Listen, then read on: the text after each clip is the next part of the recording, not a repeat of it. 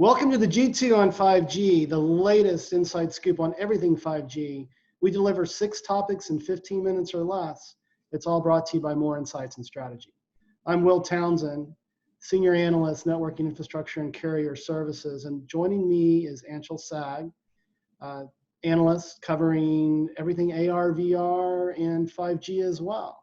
You may be wondering why we're wearing tinfoil today. We'll get into that in a moment, but let's get started. My first topic this week, the Open RAN Policy Coalition. So this was announced this week, and it is focused on accelerating the adoption of Open RAN. This is actually really important because there's a lot of scrutiny around supply chain and the ability to find domestic sources for supply chain in light of concerns about other nefarious countries around the world. There's a who's who of participants in this, Intel, Cisco, Samsung Networks. And from my perspective, I believe it's really going to drive the adoption of open radio access network technology. It's super disruptive from both a CapEx and an OpEx perspective, in my opinion. There's been a lot of discussion in Washington around this, and I think also there's an opportunity to further the deployment velocity within rural networks. So I don't know, Anshel, do you have any input on this topic? Well, I think some people might not understand what Open RAN is, or particularly how it's relevant to 5G. So I think it might be helpful if you kind of, elucidate why Open RAN matters to 5G specifically.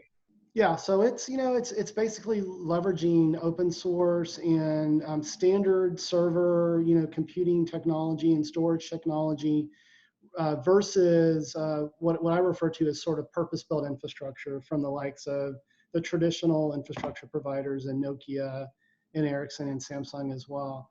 I like the fact that Samsung is embracing this.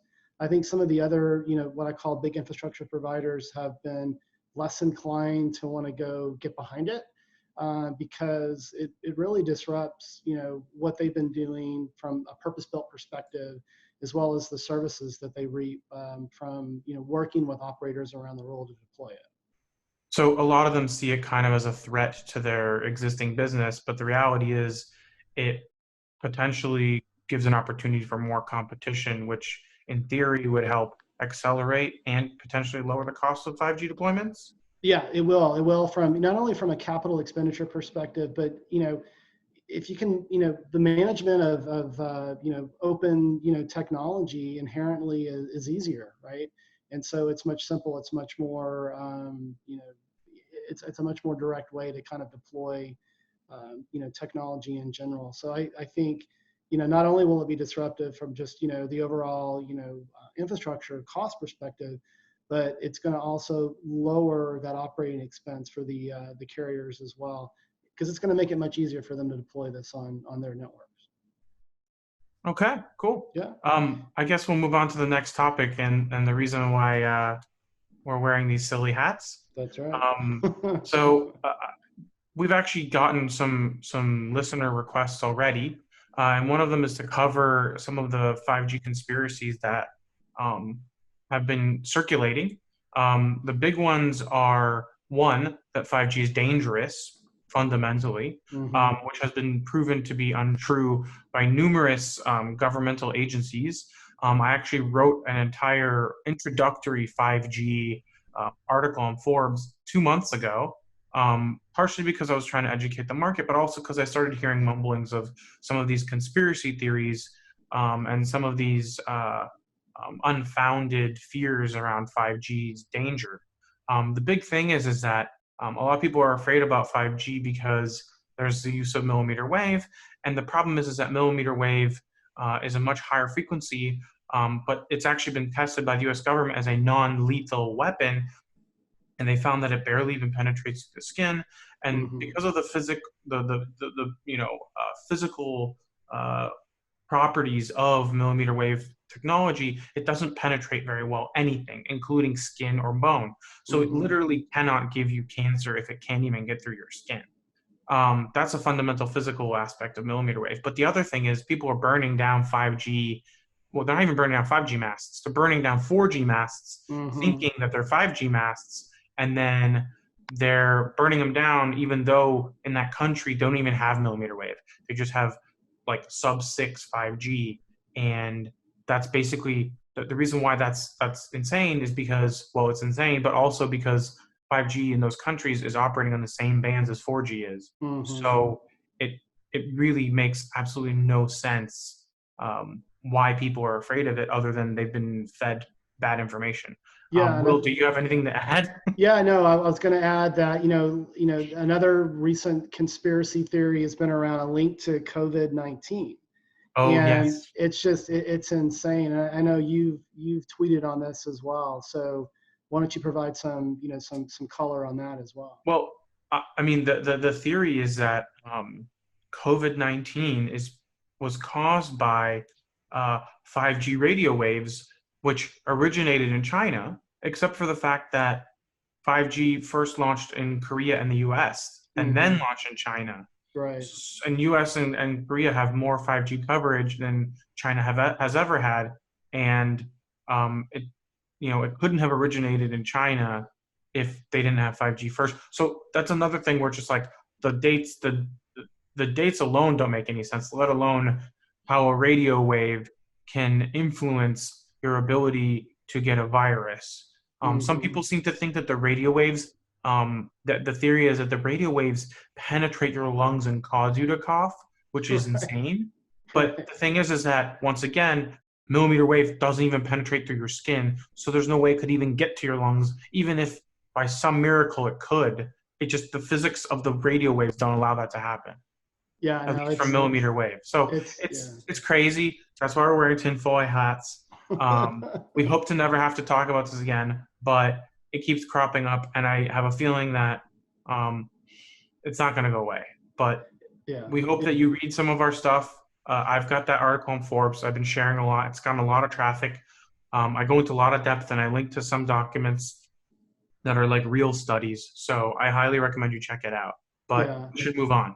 Yeah, we should. Yeah, and I'll also say that I've posted quite a bit on Forbes as well, and talked about some of the concerns around that millimeter wave density, that might be kind of causing some of these concerns. But yeah, let's move on. So I participated this week in IBM's Digital Think. So it was all online. I was actually very impressed with how IBM pulled this together. A combination of pre-recorded sessions, live keynotes, and the one thing that I was really struck with was, this acquisition of Red Hat by IBM was announced in October of 2018. It was recently closed less than a year ago, and what I saw was, an amazingly accretive process in bringing Red Hat into the IBM portfolio, very focused on, telco grade solutions with an emphasis on telco cloud and also edge technology. So there were several announcements that were made. I actually posted an article on Forbes earlier this week. If you'll go hit my Twitter feed or my LinkedIn feed, you can read more about that. But really, what they're focused on is making the management of cloudification easier, and also bringing blueprints to operators to allow them to more easily deploy edge-enabled solutions. And this is super powerful when you look at the power of 5G. It delivers very, very low latency and very, very fast throughput. But we also have to realize that data is being created at astronomical rates now. And when you can bring computing resources closer to the creation of data, you reduce the latency and you improve quality of service, and then you can unlock a number of transformative use cases. And so all of the major carriers around the world are focused on edge. I also recently published a research paper on AT&T's efforts, Mm-hmm. particularly in Israel at their foundry location, on bringing companies in that are focused on marrying edge computing technologies with 5G. So, Anshel, any input, with respect to what you're seeing here? I think, Edge is going to continue to become more, Edge and Edge Cloud are become more and more relevant as 5G starts to roll out and become more relevant.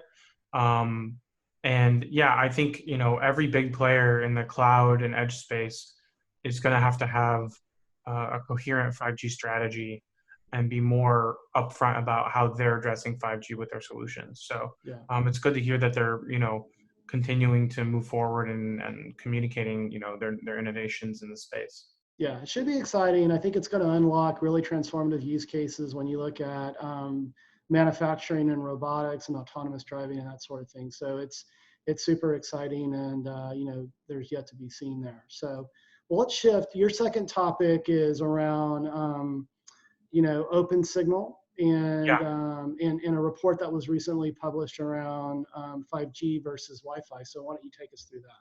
Yeah, so they basically publish a report with a graph that we'll link to in the description. And we'll also have on our Twitter account and everywhere else you can see it. And basically, it's comparing 4G, 5G, and Wi Fi speeds in the US, UK, Spain, Australia, Kuwait, Switzerland, South Korea, and Saudi Arabia, aka places with 5G service. Mm-hmm. Um, and they basically found that in every country except for the US, they have 5G that's faster than Wi-Fi. Mm-hmm. Um, to be fair, the US has among the fastest Wi-Fi speeds, but our 5G speeds are also significantly slower than Yeah. all the places that have slower Wi-Fi and faster Wi-Fi. Right. So, you know, th- there's a lot of things you can really glean from this, other than the fact that the US is behind. But I think a big component of this is that all those countries that are listed are non-millimeter wave countries and Mm-hmm. non-low band countries. Mm-hmm. So because of the way the bands have been distributed and the amount of spectrum that's available at this current moment and the coverage that exists, there just aren't that many customers on 5G in the mid-band in the US just yet. And Mm-hmm. because of that, the average speed of 5G is way slower. It's actually closer to 4G, Yeah. and it's below Wi-Fi. And that's because we don't have mid-band like all those other countries do yet. Mm-hmm. So I think T-Mobile's acquisition of Sprint is going to really accelerate that. And by the end of the year, I have a strong feeling that the average 5G speed is going to be considerably higher than what we have on Wi-Fi. Because if you look at the other countries, they had 130, 150, 160, 180, 200, 224, and 291 for the 5G speeds. Mm-hmm. Meanwhile, we have 52. And that tells me that most of the 5G tests being done on, at least on Open Signal's platform, are probably being done on T-Mobile. Yeah. And there aren't enough people on Verizon to test millimeter wave because there's almost nowhere to do it. And AT&T is kind of in a similar boat. They have very small deployments kind of all over the place. Mm-hmm. So until, I see end of this year, there's going to be a lot more people using the mid-band spectrum. And that I think will help improve the average speed of 5G. But I think the real story here is deploying in mid-band is the right solution for a lot of places, especially Right. considering what they've got. But they are going to have coverage issues Yeah. compared to having full low band, mid band, and high band. So I Yeah. think this is an interesting thing to notice, but I think it's kind of a very short snapshot that I think will probably be solved long term. Because Verizon's going to deploy DSS, and AT&T's got a lot of spectrum they still have to deploy. So Mm-hmm. I think it's going to be interesting to see how this changes over the course of the next 6 months. Yeah. What do you think? No, I agree. And it's a trade-off, right, between propagation and throughput. And depending on the area of the spectrum that you're operating in, right, there's always All going to be those a trade-off countries are there. smaller than we are. Exactly. Yeah. And then I wanted to ask your opinion on this. So does the whole notion of standalone versus non-standalone factor into this as well? I don't think so. Okay. I think standalone would affect latencies more than anything. Right. I think if we were comparing latencies, then I would say yeah.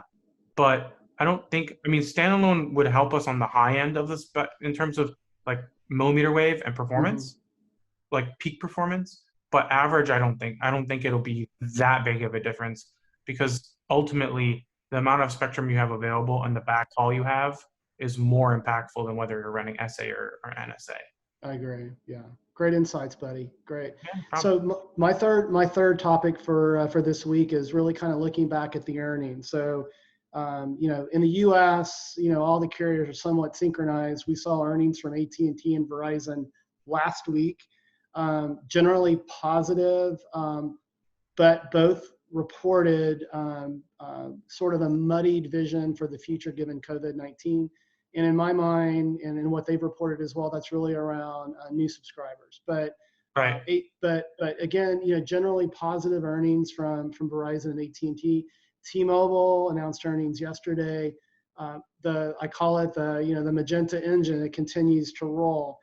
For Q1, nearly $9 billion in revenue, over 750,000 with respect to postpaid, and solid financials all around. But at the same time, they issued some concern around future softness in the market, and that's really T-Mobile reported that 80% of their retail locations have been shuttered during the pandemic, that we've been experiencing for the last several weeks, and AT&T and Verizon as well. So they're not seeing a lot of new activations, but they're seeing, at least T-Mobile is seeing, and I think Verizon and AT&T reported pretty low churn. They're holding on to their customers, and I think all three the big tier one carriers in the U.S. are doing a great job in making sure that they're putting the right resources in place to keep the networks resilient and responsive, given just the influx of people that are working from home now. I mean, do you have any additional insight there? Yeah, I think it's been really interesting to see how a lot of the carriers have responded to the crisis. I think they've all kept us very up to date on what their network load looks like, how they're addressing Almost daily, right? Yeah. challenges, yeah, like daily. And I think it's good because one, they're being transparent, which I appreciate. I think we always appreciate transparency, but also they're helping us understand how much of a load is being put on their network that hasn't been in the past, Mm-hmm. and how they're dealing with it. And I think we can all say, at least in the U.S., the operators have done a very good job of handling the additional load. I don't feel like I've ever noticed my network speed being slowed or any of my content being delivered, slowly. I was in the hospital for 9 days, and I was pretty much living off my phone. Right. And I was getting 60, 70 megabits per second, which made watching videos and playing games and doing video calls and sending people photos way easier and way quicker than I could have ever imagined in a hospital. So Mm-hmm. I really am thankful for what these carriers have done for us. And I think they're doing a good job. Yeah, no, they've done a great job, not only from ensuring good quality of service, but the humanitarian sort of aspects as well. And I've pointed to AT&T in the past that I think they've done an exceptional job in extending business continuity services to the enterprise. But I would agree with you. I think all three carriers have done a phenomenal job ensuring that as consumers we're all very well connected and we have great coverage. So let's shift, to the final topic. We're going to toss it back to you, Anshel. And I know that you've been following a series of announcements from T-Mobile with respect to standalone milestones and deployment. So why don't you kind of take us through that? Yeah, so no surprise, there's a lot of standalone announcements that are coming out now. This is kind of something that I've talked about that we've expected to happen in 2020, because pretty much everything in 2019 had to be at non-standalone, and we knew that there was going to be a slow transition over to standalone, which basically helps separate the 4G from the 5G infrastructure, but also helps the 5G infrastructure adhere more closely to the standard itself and deliver on the promises of low latency and high performance, as well as network slicing and all these things that really make 5G better than 4G. So Mm-hmm. T-Mobile came out with a series of 5 announcements with a multitude of partners, basically announcing a bunch of 5G standalone first. So they were able to announce the first standalone 5G session between commercial modems from 2 different suppliers on a production network, which included Cisco, Ericsson, MediaTek, Nokia, and Qualcomm. And then they also had the first low-band 5G standalone voice call, which would have been on 600 megahertz, using the EPS fallback to VoLTE with Cisco, Ericsson, MediaTek, and Nokia. And then they also announced the first low-band voice over NR call, which would have been on 600 megahertz, which is their current 5G network, or at least a component of it, which included Cisco, Ericsson, MediaTek, and Nokia. And then they also announced the first video over NR, which is 5G, on a production network with Cisco, Ericsson, Nokia, and Qualcomm, which is called Viner. That's a new one. Yeah.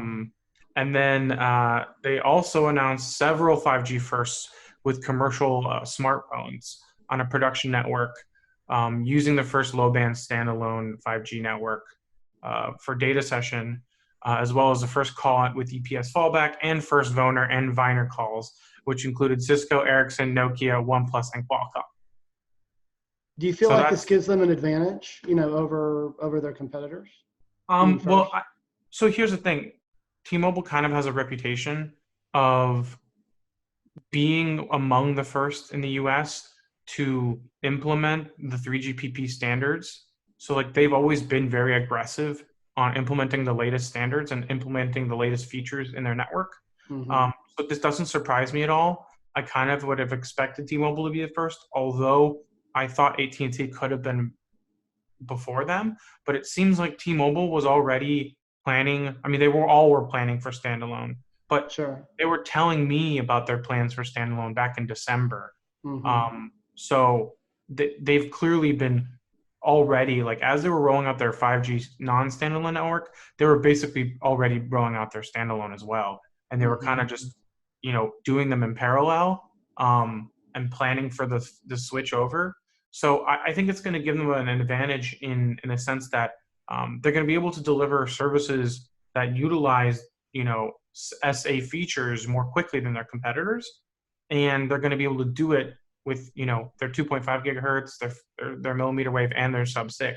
So they're kind of, they have all this different spectrum that is going to give them the ability to deliver different types of services at different spectrum using SA, which is really the whole, the holy grail, which is, the customer is unaware of what spectrum they're on because they don't care.